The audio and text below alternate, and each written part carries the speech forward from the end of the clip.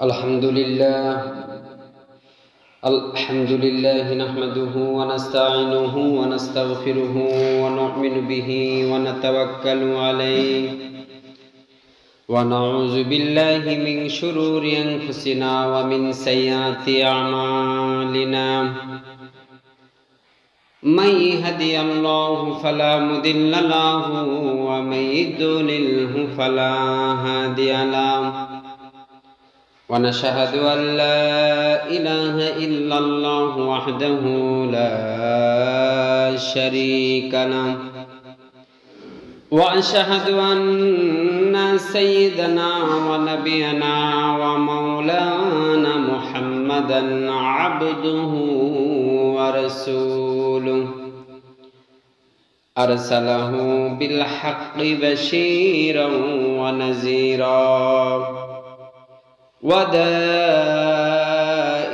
إلى الله بإذنه وسراجا وقمرا منيرا فقد قال الله تعالى في كلامه المجيد وفي فرقانه الحميد فأعوذ بالله من الشيطان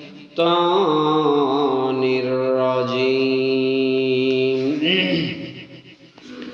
بسم الله الرحمن الرحيم إن الذين كفروا من أهل الكتاب والمشركين في نار جهنم خالدين فيها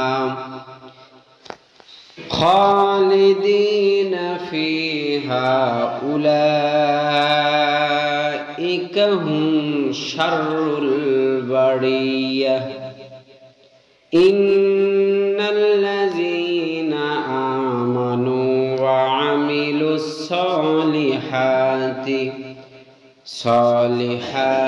أولئك هم خير البرية إلى الآخر الآيات. وقال الله تعالى في كتابه الكريم وفي فرقانه الحميد فأعوذ بالله من الشيطان الرجيم بسم الله الرحمن الرحيم ما كان محمد نبا أحد من رجالكم ولكن رسول الله وخاتم النبي وكان الله بكل شيء عليم إن الله وملائكته يصلون على النبي يا أيها الذين آمنوا صلوا عليه وسلموا تسليما شكل درود إبراهيم পড়ি اللهم صل على محمد وعلى آل محمد كما صليت على إبراهيم وعلى آل إبراهيم إنك حميد مجيد اللهم بارك على محمد وعلى آل محمد كما باركت على إبراهيم وعلى آل إبراهيم إنك حميد مجيد আলহামদুলিল্লাহ সর্ব প্রশংসা সেই মহান রব্বুল আলামিনের জন্য যে মহান রব্বুল আলামিন আমাদের সকল মুসলমান দিগকে দূর দূরান্ত থেকে এসে একত্রিত করলেন, যে মহান রব্বুল আলামিন আমাদের সুস্থতা দান করলেন, যে মহান রব্বুল আলামিন পবিত্র কোরআনের দুটি কথা শোনার জন্য, যে মহান আল্লাহ তাআলা বলার জন্য আমাদেরকে কবুল করলেন, যে মহান রব্বুল আলামিন আমাদের সকলকে ধৈর্যের সহিত বসে থাকার মন মানসিকতা দিলেন, যে মহান রব্বুল আলামিন আমাদের সকলকে কবুল করলেন, যে মহান আল্লাহ তাআলা এত কিছু দান করলেন, সেই মহান আল্লাহ তাআলার দরবারে অন্তরের অন্তরস্থল থেকে শুকরিয়া জ্ঞাপন করছি। সকলেই জোরে সোরে কালেমাতে শুকুর পড়ছি, সকলেই পড়ছি আলহামদুলিল্লাহ। দরুদ ও সালাম বিশ্বনবী সাইয়্যিদুল মুরসালিন ইমামুনা কুদওয়াতুনা তাবিবু কুলুবিনা ওয়া সাইয়্যিদুনা ওয়া সানাদুনা ওয়া হাবিবুনা জনাবে মুহাম্মাদুর রাসূলুল্লাহ সাল্লাল্লাহু আলাইহি ওয়াসাল্লাম। সম্মানিত উপস্থিতি, আজকে সূরাতুল বাইয়িনা, পবিত্র কোরআনের ৯৮ নম্বর সূরা, সূরাতুল বাইয়িনা। এই সূরাতুল বাইয়িনা থেকে সংক্ষিপ্ত ছোট্ট ছোট্ট দুটি আয়াত আমি তেলাওয়াত করেছি। ৬ নম্বর এবং ৭ নম্বর সূরাতুল বাইয়িনা, সূরাতুল বাইয়িনা আয়াত নাম্বার ৬ এবং ৭। মহান আল্লাহ রাব্বুল আলামিন সূরাতুল বাইয়িনার ৬ নম্বর এবং ৭ নম্বর আয়াতে পৃথিবীর মধ্যে সবচাইতে খারাপ মানুষ, খারাপ দল এর কথা ঘোষণা করছে ৬ নম্বর আয়াতে। আর পৃথিবীর মধ্যে সৃষ্টির সবচাইতে উত্তম বা ভালো মানুষ কারা, তাদের কথা আল্লাহ তাআলা এখানে উল্লেখ করছে। কথাটা একটু ভালো করে বোঝার চেষ্টা করবেন। ৬ নম্বর আয়াতে মহান আল্লাহ রাব্বুল আলামিন সৃষ্টির সবচেয়ে খারাপ মানুষ, খারাপ দল এর কথা ঘোষণা করছে। আর ৭ নম্বর আয়াতে আল্লাহ বলছেন পৃথিবীর মধ্যে সবচাইতে ভালো মানুষ হলো তারা। তাহলে পৃথিবীর মধ্যে সবচাইতে ভালো মানুষ আর পৃথিবীর মধ্যে সবচাইতে খারাপ মানুষ চেনার উপায় হলো এই আয়াতের তর্জমা বা তাফসীর পড়লেই আমরা বুঝতে পারবো। তো পৃথিবীর মধ্যে সবচাইতে ভালো মানুষ কারা, পৃথিবীর মধ্যে সবচাইতে খারাপ মানুষ বা খারাপ দল কোনটা, সে সম্পর্কে আজকে সংক্ষিপ্ত কিছু আলোচনা করব ইনশাআল্লাহ।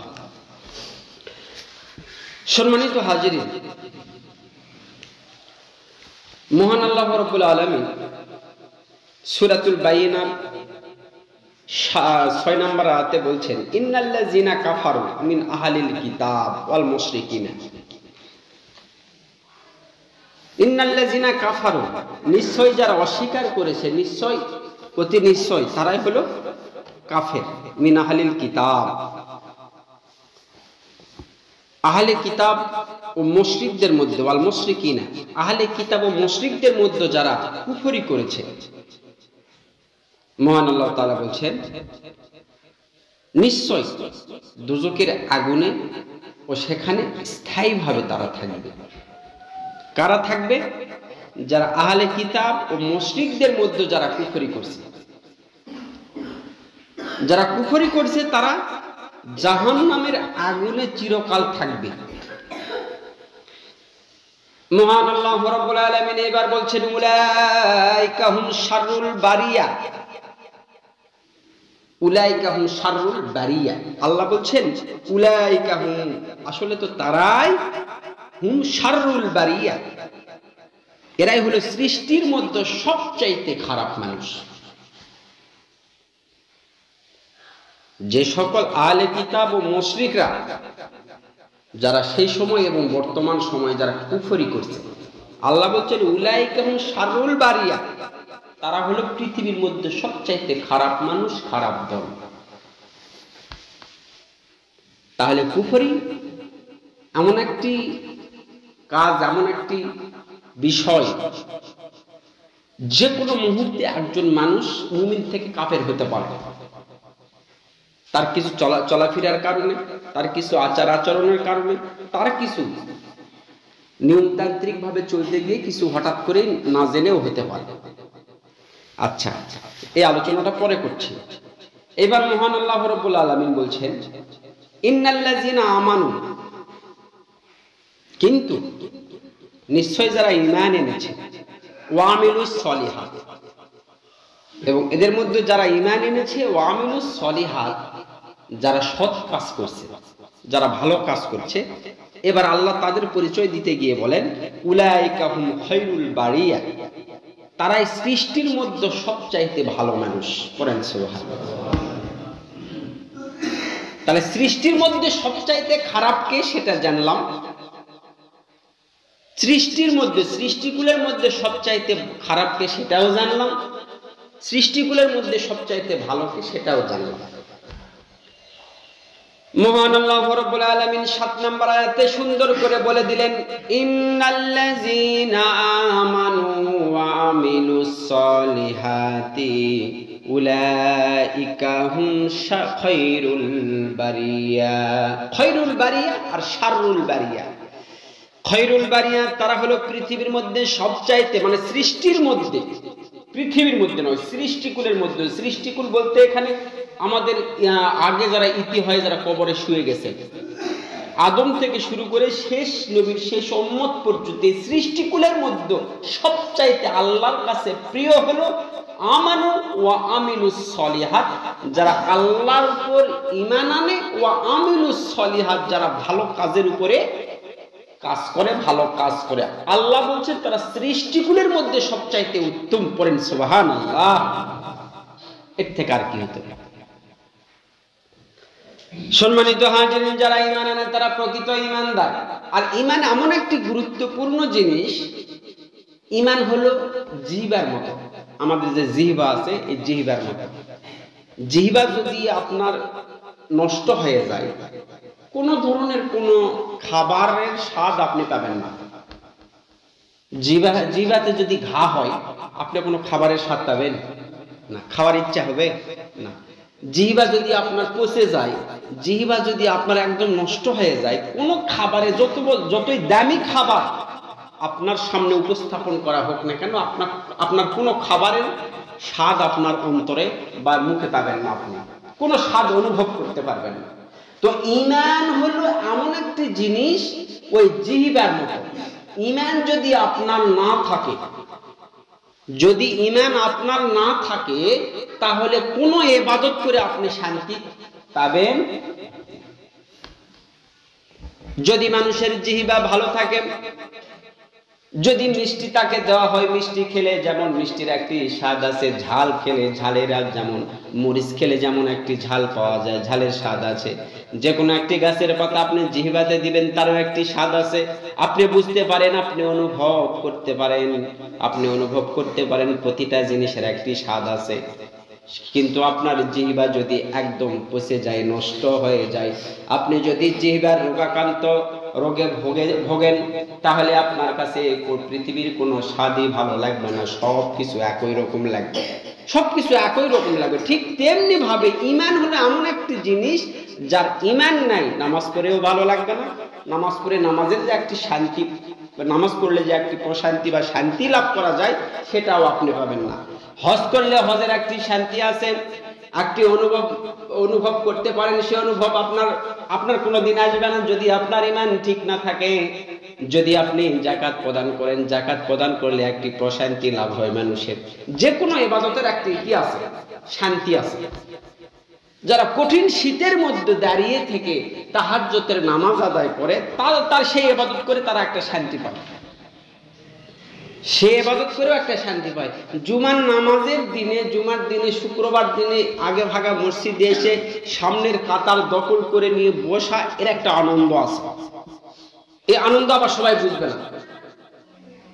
যাদের সামনের কাতারে বসার একটা অভ্যাস আছে, পরবর্তী জুমার দিনগুলোতে যদি সে দ্বিতীয় কাতার, তৃতীয় কাতারে বসে, তার মনে একটা আফসোস থেকে যায়, আজকে সামনের কাতারে জায়গা পাইনি। তো প্রতিটা ইবাদতের একটি আনন্দ আছে, প্রতিটা ইবাদতের একটি মিষ্টি স্বাদ আছে। তো এই স্বাদটা আপনি কখন পাবেন? যখন আপনার ঈমান মজবুত থাকবে, যখন আপনার ঈমানটা শক্তিশালীভাবে আপনার অন্তরে ধরে রাখতে পারবে। আচ্ছা, তাহলে মহান আল্লাহ রাব্বুল আলামিন বলছেন ইন্নাল্লাযীনা আমানু, নিশ্চয় যারা ঈমান এনেছে, ওয়া আমিলুস সলিহাত, যারা সৎ কাজ করেছে, উলাইকা হুম খায়রুল বারিয়া, যারা ঈমান এনেছে এবং সৎ কাজ করেছে, আমি আল্লাহ ঘোষণা করে দিলাম উলাইকা হুম খায়রুল বারিয়া, তারা হলো সৃষ্টিকুলের মধ্যে সবচাইতে উত্তম মানুষ। পড়েন সুবহানাল্লাহ। উত্তম মানুষ, ভালো মানুষ। আল্লাহ যদি সাক্ষ্য দেয় আপনি ভালো মানুষ, এখন আপনাকে কে বলে খারাপ, কে বলে চিটার, কে বলে বাটপার, মানুষের কথা শুনে আল্লাহ বাসে?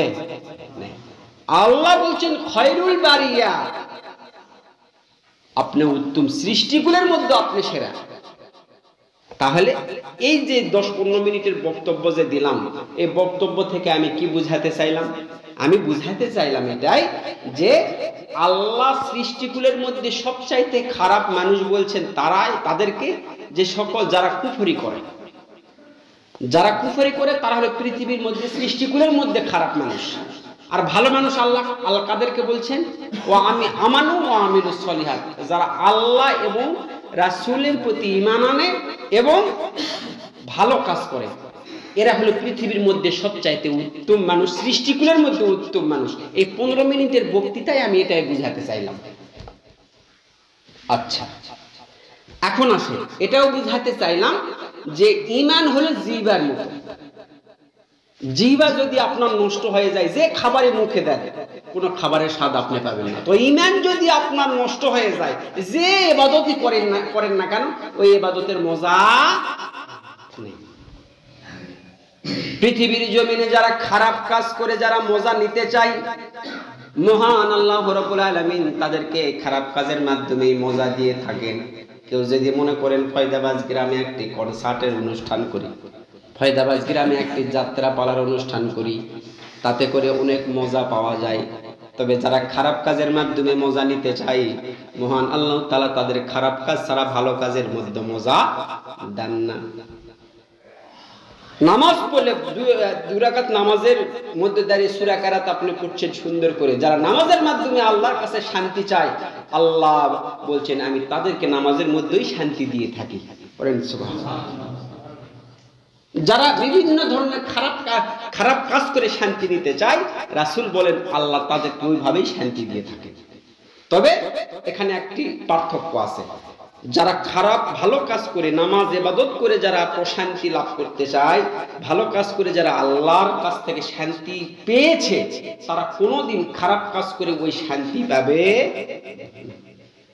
রাসূল সাল্লাল্লাহু আলাইহি সাল্লামকে একজন বলছেন, ইয়া রাসূলুল্লাহ, ইয়া হাবিবাল্লাহ, আপনি ঈমান সম্পর্কে আমাদেরকে আরো কিছু বলুন।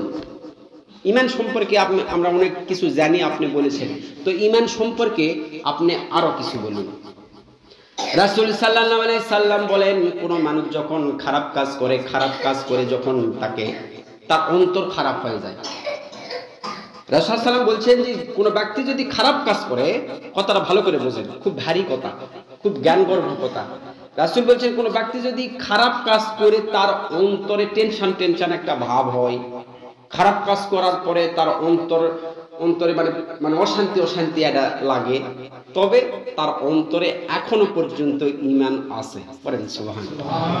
বুঝতে হবে তার অন্তরে এখনো পর্যন্ত ঈমান, সে একজন ঈমানদার মানুষ। রাসূল সাল্লাল্লাহু আলাইহি সাল্লামকে সাহাবী বলছেন তাহলে ঈমানদার চিনব কিভাবে? রাসূল সাল্লাল্লাহু আলাইহি সাল্লাম বলছেন, যারা খারাপ কাজ বা পাপ কাজ করার পরে তাদের অন্তর ব্যথিত হয়, যাদের অন্তর ব্যথিত হয় খারাপ কাজ করার পরে, কোন একটি খারাপ কাজ, খারাপ গল্প, খারাপ কথা, খারাপ আচরণ করে যার অন্তর ব্যথিত হয়, রাসূল বলছেন সেই ঈমানদার। তাহলে এখন আপনি বলেন তো, যে কোনো একটা পাপ কাজের সাথে আপনি জড়িয়ে আছেন, 2-1 দিনের মধ্যে আপনার দ্বারা একটা পাপ কাজ হয়েছে। কেউ কোনো মানুষ পাপ কাজ করছে আজ থেকে 5 বছর আগে, তারও টেনশন মাঝে মাঝে 2-1 মিনিট করে গালে হাত দিয়ে করে, ওই কাজটা করাটা আমার ঠিক হয়নি। রাসূল বলছেন তারাই হলো ঈমানদার। করেন সুবহানাল্লাহ। পাপ করে আবার পাপের জন্য চিন্তা করে। এবার আসুন, মহান আল্লাহ তাআলা বলছেন ওয়া আমিলুস সলিহাত, তারা হলো সৃষ্টির শ্রেষ্ঠ জীব। সৃষ্টির শ্রেষ্ঠ জীব হলো তারাই হলো জান্নাতি মানুষ। ওয়া আমিলুস সলিহাত, যারা ভালো কাজ করে। ভালো কাজ করার পরে যদি আপনার কেউ দুর্নাম করে করুক, তবে রাসূল সাল্লাল্লাহু আলাইহি সাল্লাম বলছেন যারা ভালো কাজ করে আনন্দ পায়, এখানে মানুষ কি বলছে আপনাকে ওটা দেখার বিষয় নেই। ওয়ামিলুস সলিহাত, যারা ভালো কাজ করে, করার পরে ওই সাহাবীকে আল্লাহর নবী বলছেন যে ও সাহাবী, যারা ভালো কাজ করে, করার পরে মনের মধ্যে শান্তি অনুভব করে, তারা আরো প্রকৃত ঈমানদার। তাহলে খারাপ কাজ করে মনের মধ্যে অশান্তি ভাব, তারাও হলো ঈমানদার। রাসূল সাল্লাল্লাহু আলাইহি ওয়াসাল্লাম বলছেন যারা ভালো কাজ করে মনের মধ্যে শান্তি পায়, মানুষ কি বলে ওটা দেখার বিষয় নাই, ভালো কাজ করে যারা মনের মধ্যে শান্তি পায় তারাও হলো ঈমানদার। করেন সুবহানাল্লাহ। এখন আপনাকে প্রশ্ন করা হলো যে এখন আপনার ঈমান আছে না নাই? কেউ তো বলবেন না যে আমার ঈমান আছে, আমার এরকম হয়, এই কথা তো বলবেন না। তাহলে নিজের বিচার নিজে করে নেন যে গতকাল আমার দ্বারা একটা পাপ কাজ হয়েছে, অমুক ব্যক্তির একটা দুর্নাম করলাম, অমুক কাজে একটা খারাপ কাজ করলাম, করে আমরা এখন একবারও চিন্তা হয়নি এলা কত হয়ে থাকে, তাহলে বুঝবেন আপনার ঈমান শেষ। তাহলে আল্লাহ আপনার নামে বলছেন যে উলাইকা হুম খয়রুল বারিয়া, নয়, আপনি হচ্ছে উলাইকা হুম শাররুল বারিয়া, আপনি সৃষ্টিকুলের মধ্যে সবচাইতে খারাপ। সৃষ্টিকুল মানে বোঝেন পৃথিবীতে যতগুলো মানুষ আসছে এই সৃষ্টিকুল শুধু নয়, 18,000 রকমের সৃষ্টি আছে, তার থেকেও তো বেশি। এই সৃষ্টিকুলের মধ্যে সব চাইতে নিকৃষ্ট এবং খারাপ হলো আপনি। আচ্ছা, এবার আসেন, তাহলে মহান আল্লাহ রাব্বুল আলামিন এখানে আমাদেরকে বুঝাতে চাচ্ছেন যে প্রকৃত মানুষ হলো তারাই যারা ঈমান এনেছে এবং ভালো কাজ করছে, এরাই। রাসূল সাল্লাল্লাহু আলাইহি সাল্লাম সাহাবীদের সামনে বক্তব্য পেশ করতে গিয়ে বলেন যারা প্রকৃত ঈমানদার হয়, যারা প্রকৃত ঈমানদার হয় তাদের মধ্যে 10টি ভালো ভালো গুণ থাকে, 10টির বাহিরে কোনো সময় তাদের আচরণ দেখা যায় না। 1 নম্বরে তিনি বলছেন যে ঈমানদার নিজের জীবন সম্পদ দিয়ে আল্লাহর পথে সর্ব অবস্থায় তারা অটল থাকে। পড়েন সুবহানাল্লাহ। যারা প্রকৃত ঈমানদার হয়, যারা আমলে সলিহ আমানু আমিলুস সলিহাত, প্রকৃত ঈমানদার এবং যারা ভালো কাজ করে, যারা প্রকৃত ঈমানদারদের সর্বপ্রথম কাজ হলো, আমি গত সপ্তাহে আলোচনা করছি যে ঈমান ভঙ্গের কারণ, ঈমান ভঙ্গের যে 10টি কারণ, এই 10টি কারণ নিয়ে আলোচনা করছি। তাহলে আজকের আলোচনার বিষয় হলো যে যারা মুমিন, প্রকৃত মুমিন, এই মুমিনদের সর্বনিম্ন এই 10টি গুণ থাকতে হবে। তাহলে 1 নম্বর রাসূল বললেন যে যারা ঈমানদার হবে তাদের নিজের মাল বলতে সম্পদ, জমি জমা যত সম্পদ আছে, সম্পদ এবং নিজের জীবন দিয়ে সর্ব অবস্থায় আল্লাহর পথে অটল থাকতে চাইবে, তারা হলো প্রকৃত ঈমানদার। তারা হচ্ছে উলাইকা হুম খয়রুল বারিয়া, তারা হচ্ছে সৃষ্টির শ্রেষ্ঠ জীব। আমার কাছে সৃষ্টির শ্রেষ্ঠ মানুষ হলো সেই। এটা হলো 1 নম্বরে। 2 নম্বর হচ্ছে ঈমানদার নিজের পাপাচার থেকে তওবা করে। যখনই কোনো ঈমানদার কোনো গুনার কাজ করে, মানে গুনাহ করতে দেবে, গুনাহ করার পরে তো কিছু কিছু কথা মুখ দিয়ে বের হয়, এই গুনাহটা করলাম, সেটা বুঝি খারাপই হলো, বা হচ্ছে সি হচ্ছে ওটা হচ্ছে সেটা হচ্ছে, না, কোনো কাহিনী নেই। গুনাহ করার পর আস্তাগফিরুল্লাহ, আল্লাহ মাফ করিস, এটা আমার দ্বারা করার ইয়া হলো না। তো আমিলুস সলিহাত, এটা হলো ভালো একটি কাজ। যারা প্রকৃত ঈমানদার তারা তাদের মাধ্যমে যদি কোনো খারাপ কাজ সংগঠিত হয়ে যায়, তবে তাদের সর্বপ্রথম কাজ হলো তারা সঙ্গে সঙ্গে আল্লাহর দিকে তাকিয়ে তওবা করবে। আস্তাগফিরুল্লাহ রাব্বি মিন কুল্লি যামবিন ওয়া তুবু ইলাইহি লা হাওলা ওয়ালা কুওয়াতা ইল্লা বিল্লাহিল আলিয়্যুল আযীম, অথবা বলবে আল্লাহ গো আমি বিশাল বড় একটি গুনার কাজ করলাম, আমাকে maaf করে দাও। 2 নম্বর এটা পড়েন সুবহানাল্লাহ। এটা হলো 2 নম্বর, একজন ঈমানদার একজন মুমিনের 2য় নম্বর কাজ। 3য় নম্বর কাজ হলো ঈমানদার ব্যক্তি একনিষ্ঠভাবে আল্লাহর ইবাদত করে, একনিষ্ঠভাবে আল্লাহর ইবাদত করে। আল্লাহকে এমন ভাবে, আল্লাহ এবং রাসূলকে এমন ভাবে তারা ভালোবাসে, আল্লাহর আদেশের কাছে দুনিয়ার কোনো মানুষের আদেশ তুচ্ছ মনে করে। আল্লাহ বলছেন এটা করতে হবে, আপনি ঈমানদার হিসাবে ওটাই করবেন। এখানে কত বাধা আসে, কে নিষেধ করছে, কে খারাপ মনে করছে, কে ভালো মনে করছে, ওটা দেখার বিষয় নয়।